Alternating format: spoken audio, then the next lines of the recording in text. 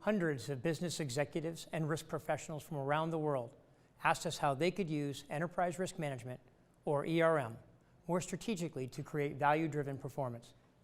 We listened, and so did the Committee of Sponsoring Organizations of the Treadway Commission, also known as COSO. They engaged us to update the ERM integrated framework to address how the alignment of risk, strategy, and performance could create unprecedented opportunity for optimal business performance.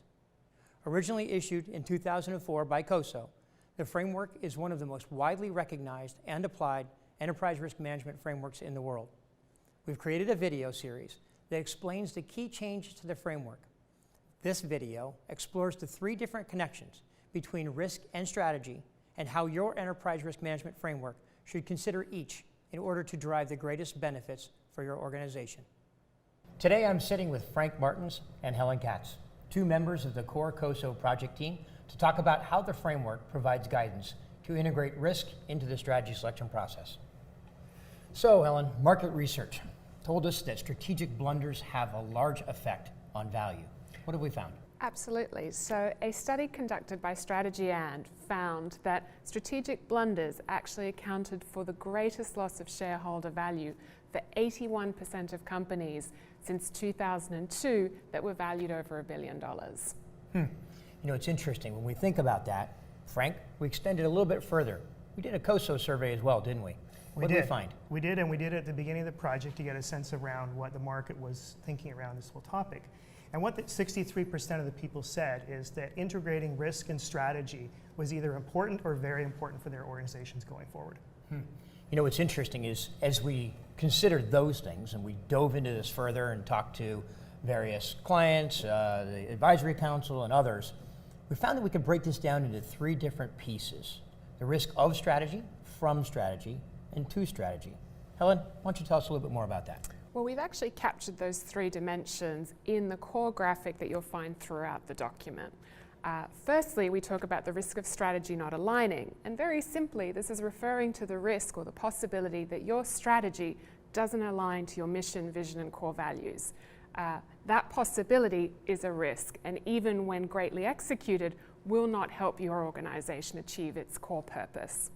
The second dimension that we explore in detail is the implications of the strategy. And as many familiar with the strategy setting process will be appreciative of, is understanding that strategic choices have a corresponding risk profile and understanding what that risk profile is. Typical examples may be deciding to explore new markets, new industries, new products, and understanding the risks that represents to the organization. And finally, the third one, which is very well understood by many risk practitioners, is the risks to the execution of the strategy. And simply put, that is the day-to-day risks that may arise as you execute against your strategy as an organization. So Frank, how does this compare to what we see in a lot of other organizations? In the research we did as part of the project, what we found is that many organizations were focusing their ERM efforts on the risk to the strategy. And they're getting value from doing that, but they're maybe not getting as much as they might get from a more complete look at what you're talking about.